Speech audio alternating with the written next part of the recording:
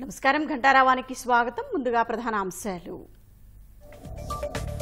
నేడు సభాపతిగా అయ్యన్న పాత్రుడి ఎన్నిక. 11 గంటలకు బాధ్యతల స్వీకరణ.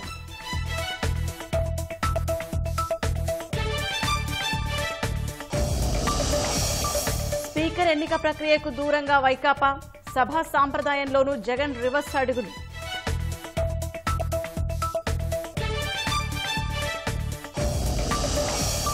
తాడేపల్లిలో వైకాపా అక్రమ కట్టడం కూల్చివేత. నిబంధనలు ఉల్లంఘించి నిర్మాణం.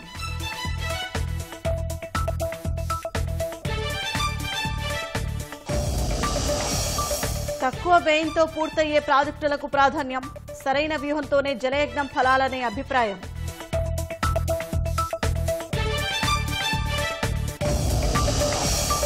పరీక్షా పత్రాలు లీక్ చేస్తే 10 ఏళ్ల వరకు జైలు. కోటి జరిమానా కఠిన చట్టం తెచ్చిన కేంద్రం.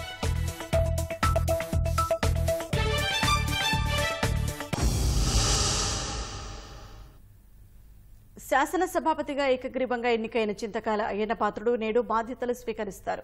అసెంబ్లీలో అధికారిక ప్రకటన తర్వాత సభాపతి స్థానంలో ఆసీనులవుతారు. 7 సార్లు ఎమ్మెల్యేగా ఎన్నికైన అయ్యన్న సభా గౌరవానికి భంగం కలగకుండా చూస్తానని ప్రకటించారు.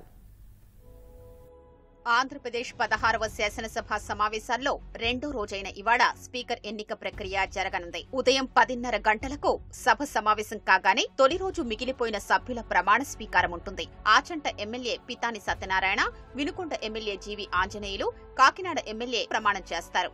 తర్వాత సభకు స్వల్ప విరామం ప్రకటిస్తారు. ఉదయం 11 గంటలకు తిరిగి సభ ప్రారంభం కాగానే pro tem speaker Gorantla Butchaiah Chowdary speaker ఎన్నిక ప్రక్రియ చేపడతారు.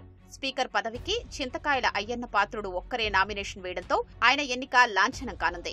ఈ విషయాన్ని ప్రోటెం స్పీకర్ ప్రకటించగానే అయ్యన్న పాత్రుణ్ణి CM Chandrababu, deputy CM Pawan Kalyan, Bhajapa శాసనసభాపక్ష నేతలు కలిసి స్పీకర్ స్థానంలో కూర్చోబెడతారు. ఆ తర్వాత సభానాయకుడైన ముఖ్యమంత్రి చంద్రబాబు స్పీకర్ గురించి ప్రసంగిస్తారు. సీఎం ప్రసంగాన్ని బలపరుస్తూ ఇతర ఎమ్మెల్యేలు కూడా మాట్లాడతారు. వీటికి సభాపతి సమాధానమిచ్చాక అసెంబ్లీ నిరవధిక వాయిదా పడనుంది.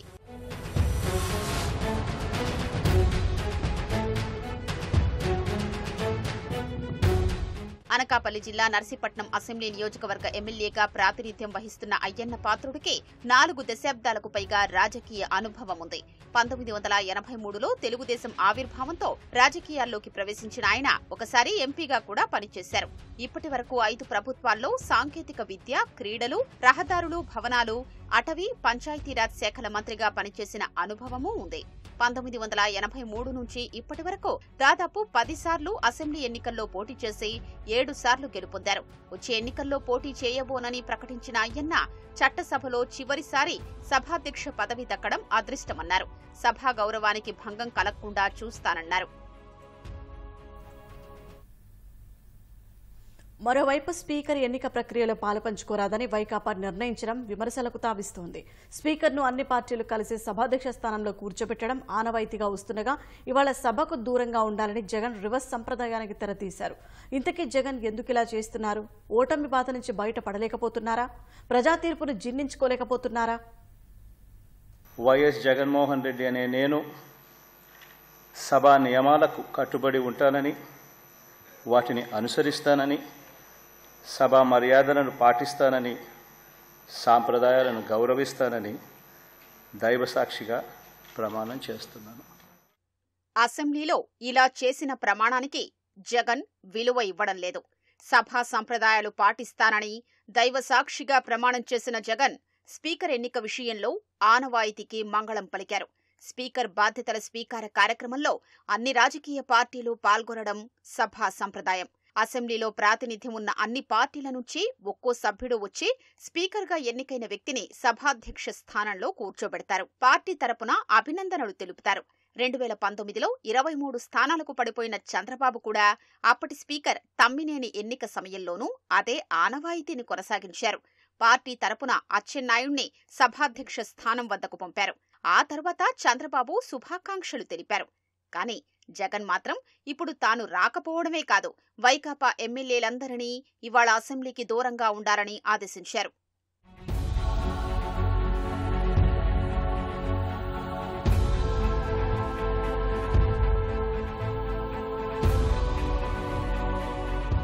నిజానికి ఓటమి బాధలో ఉన్న జగన్పై కూటమి ప్రభుత్వం అసెంబ్లీలో అందరూ అనుకున్న దానికి భిన్నంగా హుందాతనం ప్రదర్శించింది.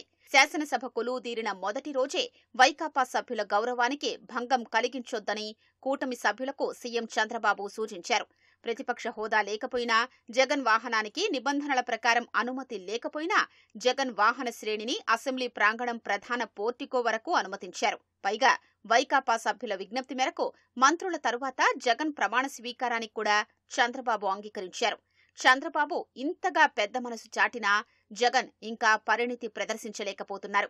సభలో ప్రమాణ స్వీకారం చేసిన జగన్ ఆ తరువాత కాసేపైనా సీట్లు కూర్చోకుండా బయటకు వెళ్లిపోవడం కూడా గతంలో ఎన్నడూ లేదనే విమర్శలు వినిపిస్తున్నాయి.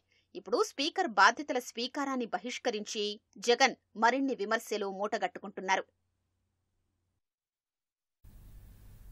గుంటూరు జిల్లా తాడేపల్లి మండలం సీతానగరం వద్ద జలవనరుల శాఖకు చెందిన స్థలంలో అక్రమంగా నిర్మిస్తున్న వైకాపా కార్యాలయాన్ని సిఆర్డీఏ అధికారులు కూల్చివేశారు. గత ప్రభుత్వ నిబంధనలకు విరుద్ధంగా బోటి అడ్డులోని జలవనరుల శాఖకు చెందిన 2 ఎకరాల స్థలాన్ని అతి తక్కువ ధరకే లీజుకు కట్టబెట్టారు. ఏటా 2,000 రూపాయలు చెల్లించేలా జీవో తెచ్చారు. ఈ స్థలంలో వైకాపా కార్యాలయం నిర్మించేందుకు అప్పటి అధికారులు చకచకా అనుమతులు ఇచ్చేశారు. G+2లో కార్యాలయం నిర్మించేందుకు వైకాపా నేతలు నిర్మాణాలు ప్రారంభించారు. ప్రభుత్వం మారిన నేపథ్యంలో జలవనరుల శాఖ స్థలంలో అక్రమంగా నిర్మిస్తున్నారంటూ సిఆర్డీఏ అధికారులు 4 రోజుల క్రితం వైకాపాకు నోటీసులు జారీ చేశారు. దీనిపై వైకాపా న్యాయస్థానాన్ని ఆశ్రయించగా చట్టం నిబంధనల మేరకు నడుచుకోవాలని సిఆర్డీఏకు కోర్టు స్పష్టం చేసింది. ఈ నేపథ్యంలో ఉదయం 5 బుల్డోజర్లతో వైకాపా నిర్మిస్తున్న అక్రమ కట్టడాన్ని అధికారులు కూల్చివేశారు. ఎలాంటి అవాంఛనీయ సంఘటనలు జరగకుండా పోలీసులు భారీగా బందోబస్తు ఏర్పాటు చేశారు. కేవలం 2 గంటల్లోనే కూల్చివేతను అధికారులు పూర్తి చేశారు. అధికార మండతో తాడేపల్లిలో 202/A1 సర్వే నంబర్లోని 2 ఎకరాలు నీటిపారుదల శాఖ భూమిని వైకాపా కార్యాలయానికి జగన్ కేటాయించుకున్నారు. 2 ఎకరాల భవనాలు కట్టి మిగిలిన 17 ఎకరాలు కొట్టేయడానికి వైకాపా నేతలు ప్రణాళిక సిద్ధం చేశారు. స్థలం స్వాధీనానికి జలవనరుల శాఖ అంగీకారం తెలపలేదు. CRDA, Mangalagiri, Tadepalli municipal corporation, revenue శాఖలు ఇరిగేషన్ భూమిని వైకాపాకి స్వాధీనం చేయలేదు. వైకాపా కార్యాలయం నిర్మాణానికి కనీసం ప్లాన్ కోసం వైకాపా దరఖాస్తు చేయలేదు. ఇరిగేషన్ భూమిని కబ్జా చేసి ఏ అనుమతి లేకుండా వైకాపా కార్యాలయ నిర్మాణం చేపట్టారు. వైకాపా కబ్జాలు, అక్రమ నిర్మాణాలపై చర్యలు తీసుకోవాలని తెదేపా గుంటూరు జిల్లా ప్రధాన కార్యదర్శి పోతిరెడ్డి శ్రీనివాసరావు సిఆర్డీఏ, ఎంటీఎంసీ కమిషనర్లకు ఫిర్యాదు చేశారు. మంగళగిరి, తాడేపల్లి మున్సిపల్ కార్పొరేషన్ ఆధ్వర్యంలో అక్రమ నిర్మాణాన్ని కూల్చివేసి వైకాపా కబ్జా చేసిన జలవనరుల శాఖ భూమిని అధికారులు స్వాధీనం చేసుకున్నారు.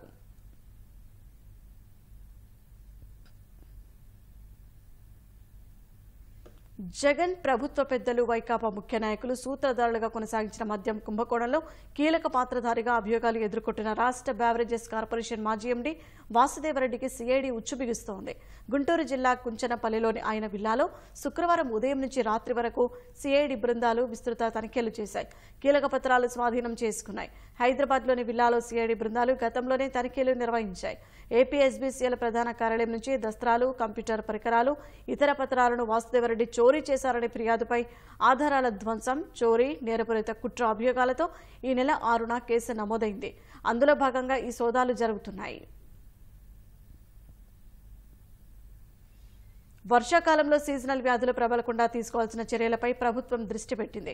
అతిసారం కట్టడిపై వివిధ శాఖల అధికారులతో CS Neerabh Kumar Prasad video conference నిర్వహించారు. మంచినీటి పైప్ లైన్లు లీకేజీలు లేకుండా చూడాలని స్పష్టం చేశారు. జూలై 1 నుంచి డయేరియా నియంత్రణపై రాష్ట్ర వ్యాప్త ప్రచార కార్యక్రమాలు నిర్వహించాలన్నారు. ముఖ్యమంత్రి చంద్రబాబు ఆదేశాల మేరకు ఉప ముఖ్యమంత్రి పవన్, వైద్యారోగ్య శాఖ మంత్రి సత్యకుమార్, పురపాలక శాఖ మంత్రి నారాయణ సమావేశమయ్యారు. డయేరియా ప్రబలకుండా తీసుకోవాల్సిన చర్యలపై అన్ని జిల్లాల అధికారులకు దిశానిర్దేశం చేసినట్లు మంత్రి నారాయణ తెలిపారు. ముఖ్యమంత్రి గారి ఆదేశాల మేరకు అటు హెల్త్ మినిస్టర్, నేను, డిప్యూటీ సీఎం గారు కూర్చొని యాక్చువల్గా వర్షాలు వస్తున్నాయి కాబట్టి అటు పంచాయతీలను అటు మా అర్బన్ ఏరియాలోను తీసుకోవాల్సిన జాగ్రత్తల గురించి హెల్త్ డిపార్ట్మెంట్ వాళ్ళు చెప్పడం జరిగింది. హెల్త్ డిపార్ట్మెంట్ వాళ్ళు సూచనలు బట్టి అధికారులకు ఇన్స్ట్రక్షన్స్ ఇచ్చాం. ఇప్పుడు అధికారులు 3:30కి ఆల్ కలెక్టర్స్తో కాన్ఫరెన్స్ పెట్టి వర్షాలు వచ్చేటప్పుడు జనరల్గా ఏంటంటే డయారియా ఇట్లా వస్తుంటాయి కాబట్టి అవి రాకుండా ఉండడానికి తీసుకోవాల్సిన చర్యల గురించి యాక్చువల్గా ఈరోజు డిస్కస్ జరిగింది. అమరావతి రాజధాని గురించి నిన్న సీఎం గారు విజిట్ చేశారండి. మొత్తం తిరిగారు యాక్చువల్గా. అయితే చాలా వరకు డ్యామేజ్ అయింది. దాదాపు 217 చదరపు కిలోమీటర్ల మొత్తం మెజారిటీ ఏరియా అడవిలాగా తయారైపోయింది. ఇమీడియట్గా ముళ్ళ కంపలన్నిటి తొలగించమన్నారు. దానికి అధికారులకు ఆదేశించాం. వాళ్ళు యాక్చువల్గా టెండర్ పిలవడానికి వర్కౌట్ చేస్తున్నారు. కాబట్టి ఫస్ట్ క్లీన్ చేస్తే ఎక్కడ ఎంత డ్యామేజ్ జరిగిందనేది ఎస్టిమేట్ చేసిన తర్వాత ముందుకు పోవడం జరుగుతుంది. సీఎం చంద్రబాబు ఈ నెల 25, 26న చిత్తూరు జిల్లా కుప్పం నియోజకవర్గంలో పర్యటించనున్నారు. పర్యటనకు సంబంధించిన ఏర్పాట్లను జిల్లా కలెక్టర్ షణ్మోహన్ పరిశీలించారు. శాంతిపురం, రామకుప్పం, గుడిపల్లి, కుప్పం మండలాల్లో 2 రోజుల పాటు చంద్రబాబు పర్యటించి ప్రజా సమస్యలు అడిగి తెలుసుకోనున్నారు. ఆయా మండలాల్లో బహిరంగ సభల్లో పాల్గొంటారు. కుప్పంలో అన్నా క్యాంటీన్ ప్రారంభిస్తారు. సీఎం పర్యటన ఏర్పాట్లపై అధికారులకు కలెక్టర్ సూచనలు చేశారు. తక్కువ వ్యయం, త్వరిత ప్రయోజనం. సాగునీటి ప్రాజెక్టుల నిర్మాణంలో ఇప్పుడు ఇదే సరైన వ్యూహం. రాష్ట్రంలో సత్వరం పూర్తయ్యే 31 ప్రాజెక్టులకు తొలి ప్రాధాన్యమిస్తే సత్వర ఫలాలు అందుకోవచ్చన్నది జలవనరుల శాఖ అధికారుల అంచనా. వీటికి చాలినన్ని నిధులు కేటాయిస్తే ప్రయోజనాలు మెండుగా ఉంటాయని అధికారిక గణాంకాలు చెబుతున్నాయి. వ్యవసాయ ఆధారిత ఆంధ్రప్రదేశ్ అభివృద్ధికి సాగునీటి ప్రాజెక్టుల నిర్మాణం అత్యవసరం. గత 5 ఏళ్లు పడకేసిన ప్రాజెక్టులను పట్టాలెక్కించడం, వాటిని పూర్తి చేసి ఆయకట్టుకు నీరివ్వడం కూటమి ప్రభుత్వ కర్తవ్యం. అయితే తక్కువ వ్యయంతో త్వరగా నిర్మించగలిగే వాటికి తొలి ప్రాధాన్యమిచ్చి పూర్తి చేస్తే కొత్త ఆయకట్టును వీలైనంత వేగంగా సాగులోకి తీసుకురావచ్చు. భారీ ప్రాజెక్టులు, అధిక మొత్తం నిధులు అవసరమయ్యే ప్రాజెక్టులను పూర్తి చేయడానికి చాలా సమయం పడుతుంది. రాష్ట్రంలో ప్రస్తుతం నిర్మాణంలో ఉన్న 59 సాగునీటి ప్రాజెక్టుల అంచనా వ్యయం దాదాపు 2,33,000 కోట్లు. ఇప్పటి వరకు ఈ ప్రాజెక్టులపై 1,29,000 కోట్లు వెచ్చించినట్లు అధికారిక గణాంకాలు పేర్కొంటున్నాయి. ఆ లెక్కన ప్రాజెక్టులన్నీ పూర్తి చెయ్యాలంటే మరో 1,04,000 కోట్లు కావాలి. వైకాపా ప్రభుత్వం ఖజానాను ఖాళీ చేసిన వేళ ప్రస్తుతం అంత మొత్తంలో వెచ్చించడం చాలా కష్టం. అయితే మొత్తం 59 ప్రాజెక్టుల్లో 31 ప్రాజెక్టులను ప్రాధాన్యంగా గుర్తించి చాలినన్ని నిధులు కేటాయిస్తే త్వరితగతిన ప్రయోజనాలు అందుతాయని అధికారిక గణాంకాలు చెబుతున్నాయి. ప్రస్తుతం 59 ప్రాజెక్టుల్లో 31 ప్రాజెక్టులను త్వరగా పూర్తి చేయొచ్చని, తద్వారా రాష్ట్రాన్ని కరవు కోరల్లోంచి బయటకు తీసుకురావచ్చని జలవనరుల శాఖ అధికారులు పేర్కొంటున్నారు. బడ్జెట్లో ఈ ప్రాజెక్టులకు ఎక్కువ నిధులు కేటాయించి త్వరగా పూర్తి చేస్తే సత్వర ఫలితాలు అందుతాయని చెబుతున్నారు. వైకాపా పాలనలో గుత్తేదారులకు 1,000 కోట్ల బిల్లులు పెండింగ్లో ఉండిపోయాయి. చాలా మంది గుత్తేదారులు పనులు వదిలేసి వెళ్లిపోయారు. సాగునీటి రంగంలో మొత్తం పెండింగ్ బిల్లులు ఎంత ఉన్నాయో తేల్చి ఫిఫో పద్ధతిలో బిల్లుల చెల్లింపులకు హామీ ఇచ్చి గుత్తేదారులకు భరోసా కల్పించాలి. అప్పుడే వారు మళ్లీ రాష్ట్రంలో సాగునీటి ప్రాజెక్టుల నిర్మాణం చేపట్టేందుకు పోటీ పడతారు. భూసేకరణ, అటవీ అనుమతులు రాకపోవడంతో చాలా ప్రాజెక్టులు ముందుకు కదలడం లేదు. దీంతో అంచనా వ్యయాలు పెరిగిపోతున్నాయి. తొలుత భూసేకరణకు సంబంధించి కోర్టుల్లో, అటవీ భూమికి సంబంధించి కేంద్రం వద్ద పరిష్కారం కావాల్సిన అంశాలపై దృష్టి సారించాలి. డిజైన్ల ఆమోదము ప్రాజెక్టుల నిర్మాణంలో కీలకమవుతోంది. రాష్ట్ర ప్రభుత్వం ఆధ్వర్యంలోని కేంద్ర ఆకృతుల సంస్థకు అవసరమైన నాణ్యమైన ఇంజనీరింగ్ సిబ్బందిని నియమించాలి. అక్కడ సమస్యలు పరిష్కరించాలి. కొన్ని చోట్ల ఎన్నాళ్ల నుంచో పని లేకుండా ఉండిపోయిన ఇంజనీరింగ్ అధికారుల్ని అక్కడి నుంచి బదిలీ చేసి అవసరమున్న చోట నియమించాలి. చేయడానికి పనిలేని అలాంటి యూనిట్లను గుర్తించి వాటిని సంస్కరించాలి. అప్పుడే సాగునీటి ప్రాజెక్టుల పనులు ఊపందుకుంటాయి. వైఎస్ రాజశేఖర రెడ్డి హయాంలో రాష్ట్రంలో సాగునీటి ప్రాజెక్టుల నిర్మాణానికి 7% నిధులు వెచ్చించారు. ఆ తర్వాత రోసయ్య, కిరణ్ కుమార్ రెడ్డి ముఖ్యమంత్రులుగా ఉన్నప్పుడు ఈ రంగానికి కేవలం 3% కేటాయించారు. దాన్ని 2014 నుంచి 2019 మధ్య చంద్రబాబు 9% పెంచారు. జలయజ్ఞంపై ఎన్నో హామీలు గుప్పించిన జగన్ ప్రభుత్వం దాన్ని మళ్లీ 4% తగ్గించేసింది. కీలక రంగాలపై వెచ్చించే నిధుల్ని ఎప్పటికప్పుడు పెంచుకుంటూ వెళితేనే అంచనా వ్యయాలు భారీగా పెరగకుండా ప్రాజెక్టుల నిర్మాణం పూర్తి చేసుకోగలుగుతాం. జగన్ ప్రభుత్వం సాగునీటి ప్రాజెక్టుల నిర్మాణ వ్యయాన్ని అంతకుముందు ప్రభుత్వం కంటే సగానికి పైగా తగ్గించేయడంతో ప్రాజెక్టుల నిర్మాణ వ్యయం భారీగా పెరగనుంది. కడప నగరంలో వైకాపా నాయకుల భూ కబ్జాలపై ఫిర్యాదులు వెళ్లవెత్తుతున్నాయి. ఏకంగా ప్రభుత్వ స్థలాన్ని చెరబట్టి అనుమతులు లేకుండా నిర్మాణాలు చేపట్టడం పరాకాష్ఠగా నిలుస్తోంది. గత 5 ఏళ్లు వైకాపా నాయకుల బరితెగింపును కళ్లప్పగించి చూసిన అధికారులు ఇప్పుడు ప్రభుత్వం మారడంతో ఏం చేయాలనే దానిపై మల్లగుల్లాలు పడుతున్నారు. కడపలోని పోలీస్ పెట్రోల్ బంకు పక్కనున్న 30 సెంట్ల స్థలాన్ని డిప్యూటీ మేయర్గా పనిచేస్తున్న వ్యక్తి బినామీ పేర్లతో లీజుకు తీసుకుని నిర్మాణాలు చేపట్టారు. అన్బురాజన్ ఎస్పీగా ఉన్న సమయంలో 2023లో ఈ స్థలాన్ని లీజుకు తీసుకుని 2 అంతస్తుల నిర్మాణాలు చేపట్టారు. కింద 4 గదులు నిర్మించి హోటళ్లు, వ్యాపారాలు నడిపిస్తున్నారు. ఈ నిర్మాణాలకు కడప నగరపాలక సంస్థ టౌన్ ప్లానింగ్ అధికారుల నుంచి అనుమతే తీసుకోలేదు. దాదాపు 12 కోట్ల రూపాయల విలువైన ఈ స్థలం కబ్జాపై సీఎం చంద్రబాబుకు సర్వే నంబర్లతో సహా ఫిర్యాదులు వెళ్లాయి. పోలీసు కార్యాలయానికి చెందిన ఈ భూమిని తిరిగి స్వాధీనం చేసుకుంటామని కడప ఎమ్మెల్యే మాధవిరెడ్డి ఇటీవల చెప్పారు. కానీ కొందరు ద్వితీయ శ్రేణి నాయకులు డిప్యూటీ మేయర్తో కుమ్మక్కై భవనం కూల్చకుండా చెరిసగం పంచుకోవాలనే ప్రతిపాదన తెచ్చినట్లు కడపలో ప్రచారం సాగుతోంది. మేము చంద్రబాబు నాయుడుకి కూడా ఒక లెటర్ రాశాం. ఎక్కడెక్కడ ఏంటి ఏ భూములు ఎవరి ఆధీనంలో ఉన్నాయన్నటువంటిది రాశాం. దీంట్లో ప్రధానంగా వైసీపీ నాయకులు అధికారాన్ని అనుభవిస్తున్నటువంటి డిప్యూటీ మేయర్ కానీ లేకపోతే కార్పొరేటర్లు కానీ, స్వర్ణ నాగయ్య గారని 52లో ఎమ్మెల్సీ ఆయన కోటిరెడ్డి గారితో పాటు ఆయనకి ఇచ్చినట్టు భూమి 5 ఎకరాల భూమిని అంజాద్ బాషా తమ్ముడు తర్వాత కార్పొరేటర్లు కబ్జా చేసి ఇల్లులు కడతా ఉంటే అక్కడ దళితులు పోతే దళితులు తరిమేస్తా ఉండరు స్వర్ణ నాగయ్య బంధువులను. అంతకుముందు ఉన్నటువంటి కలెక్టరు ఏమేం చేశారు, ఎన్ఓసీలు ఏ ఇచ్చారు అనేటువంటి తీస్తేగిన కుప్పలు 1 లక్ష కోట్ల రూపాయలు వ్యవహారం కడప జిల్లాలో వెలుగులోకి వచ్చేటువంటి అవకాశం ఉంది. కడప జిల్లా పరిషత్ స్థలాల్ని వైకాపా నాయకులు ఆక్రమించేశారు. జెడ్పీ కార్యాలయం ఆవరణలోని కొంత ప్రాంతాన్ని బీరం శ్రీధర్ రెడ్డి కళాశాలకు కట్టబెట్టారు. దాని పక్కనే కార్మికుల సంక్షేమం కోసం ఇచ్చిన భవనం కింద వైకాపా కార్పొరేటర్ హోటల్ నిర్వహిస్తున్నారు. పాత కలెక్టరేట్ ఎదురుగా వైఎస్ విగ్రహం వద్ద 25 సెంట్ల స్థలాన్ని డిప్యూటీ మేయర్ సోదరుడు కబ్జా చేసి కంచె వేశారనే ఆరోపణలు ఉన్నాయి. విశ్రాంత ఆర్మీ ఉద్యోగికి చెందిన 5 ఎకరాల స్థలాన్ని మాజీ ఉప ముఖ్యమంత్రి అంజద్ బాషా కుటుంబం కబ్జా చేసిందనే విమర్శలు ఉన్నాయి. ఫాతిమా కాలేజీ దగ్గర ఉన్నటువంటి వంక పొరంపోగు ఏదైతే ఉందో వంక పొరంపోగును ఎమ్మెల్యే అంజద్ బాషా వాళ్ళ వియంకుడు ఎవరైతే ఉన్నాడో ఆయన ఆక్రమించి చుట్టూరు కాంపౌండ్ వాల్ కడితే ఎవరే కానీ ఆ దరిదాపులకు కూడా పోనటువంటి పరిస్థితి ఎప్పటి నుంచో చూస్తూ ఉన్నాము. Ramakrishna school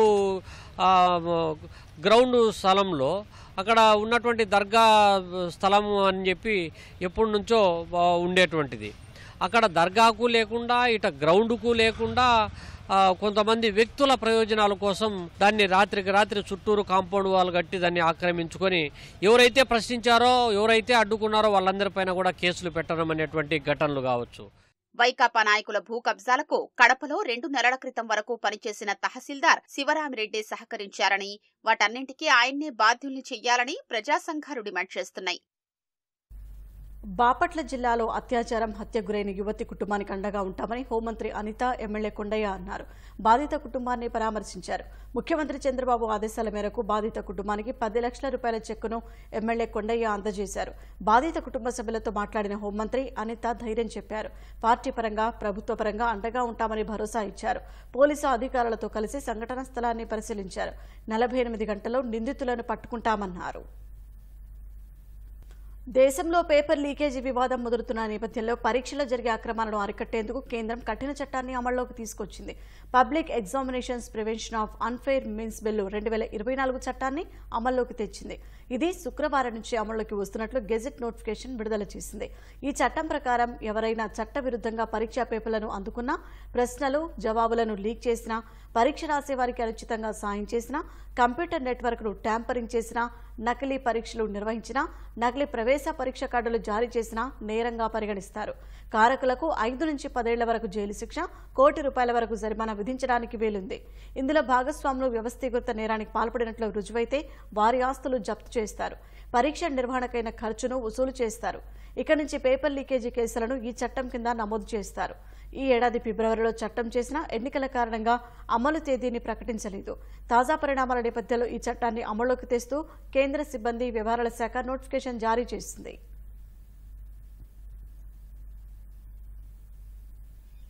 Lok Sabha pro tem speaker ఎంపికలో పార్లమెంట్ సంప్రదాయాలను భాజపా నేతృత్వంలోని కేంద్ర ప్రభుత్వం విస్మరించిందన్న కాంగ్రెస్ ఆరోపణలను పార్లమెంటరీ వ్యవహారాల శాఖ మంత్రి కిరణ్ రిజిజు తిప్పికొట్టారు. ప్రస్తుతం దిగువ సభకు అత్యధికాలం నిరంతరాయంగా ప్రాతినిధ్యం వహిస్తున్న ఎంపీ భర్తృహరి మహతాబ్ వేనని తెలిపారు. అందుకే ఆయన ప్రొటెం స్పీకర్గా ఎంపికయ్యారని కిరణ్ చెప్పారు. భాజపా నేత అయిన భర్తృహరి వరుసగా 7 సార్లు ఎంపీగా గెలిచిన సంగతిని గుర్తు చేశారు. కాంగ్రెస్ ఎంపీ సురేష్ కొడుక్కునెల్ లోక్సభకు 8 సార్లు ఎన్నికైనప్పటికీ 1998, 2004లలో ఆయన ఓడిపోయారని తెలిపారు. ఆయన వరుసగా విజయం సాధించింది 4 సార్లేనని పేర్కొన్నారు. అందువల్ల ప్రొటెం స్పీకర్ పదవిని చేపట్టే అర్హత సురేష్కు లేదని కిరణ్ రిజిజు స్పష్టం చేశారు.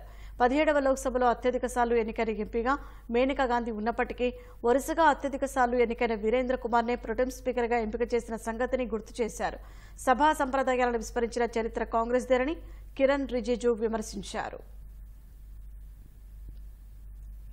హర్యానా, మహారాష్ట్ర, జార్ఖండ్లో త్వరలో అసెంబ్లీ ఎన్నికల నిర్వహణకు సిద్దమవుతున్నట్లు ఎన్నికల సంఘం ప్రకటించింది.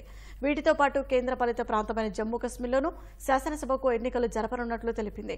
అందులో భాగంగా ఓటరు జాబితా సవరణలకు జూలై 1ని అర్హతా తేదీగా ప్రకటించింది. ఆగస్టు 20 నాటికి ఓటర్ల సవరణ ప్రక్రియ పూర్తి చేసి తుది జాబితాను ప్రకటించాలని నిర్ణయించింది. ఈ మేరకు ఆయా రాష్ట్రాలు, కేంద్రపాలిత ప్రాంత ప్రధాన ఎన్నికల అధికారులకు మార్గదర్శకాలు జారీ చేసింది. జూలై 25న ఓటర్ల ముసాయిదా జాబితాను ప్రకటిస్తామని, ఆగస్టు 9 వరకు అభ్యంతరాలను స్వీకరించి ఆగస్టు 20 నాటికి ఓటర్ల తుది జాబితా విడుదల చేస్తామని వెల్లడించింది. హర్యానా, మహారాష్ట్ర, జార్ఖండ్ శాసనసభల పదవీకాలం వరుసగా నవంబర్ 3, నవంబర్ 26, 2025 జనవరి 5న ముగియనున్నట్లు ఈసీ తెలిపింది.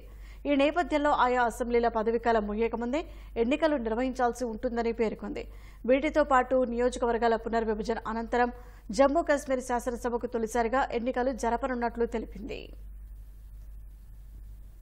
భారతీయ మూలాలున్న సంపన్న హిందూజా గ్రూప్ కుటుంబ సభ్యులు 4గురికి స్విట్జర్లాండ్లోని జెనీవా కోర్టు జైలు శిక్ష విధించింది.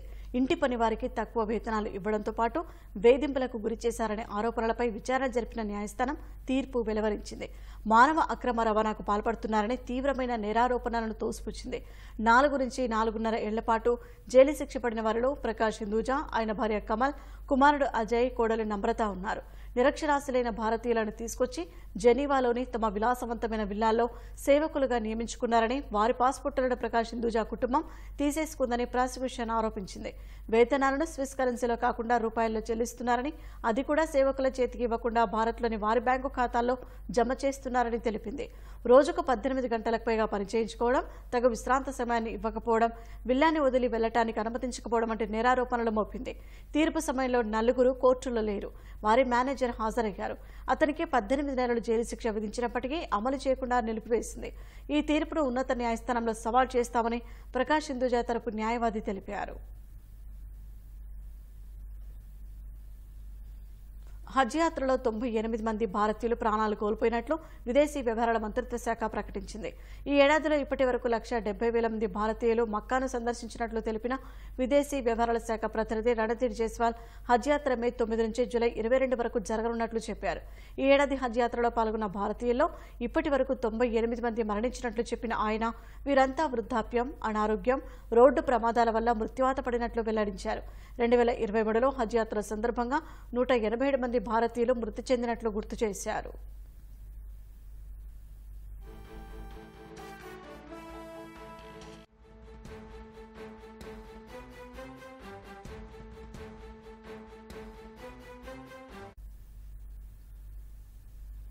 చైనాలో వరదలు బీభత్సం సృష్టించాయి. భారీ వర్షాలు, కొండ చర్యలు విరిగిపడ్డ కారణంగా 47 మంది ప్రాణాలు కోల్పోయారు.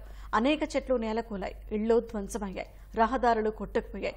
వేలాది మందిని సురక్షిత ప్రాంతాలకు అధికారులు తరలించారు. భారీగా ఆస్తి నష్టం సంభవించింది.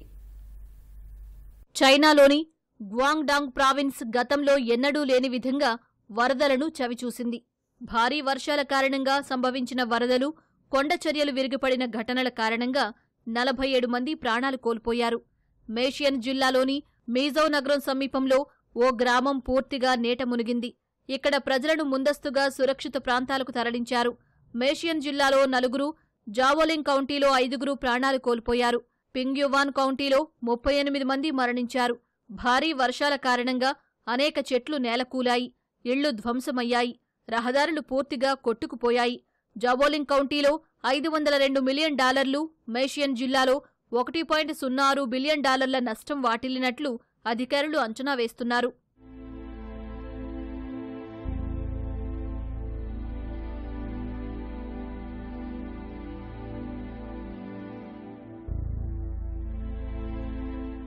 జిక్సీ కౌంటీలోని ఓ గ్రామంలో వరద నీటిలో చిక్కుకుపోయిన 6 గ్రామస్తులను అధికారులు రక్షించారు.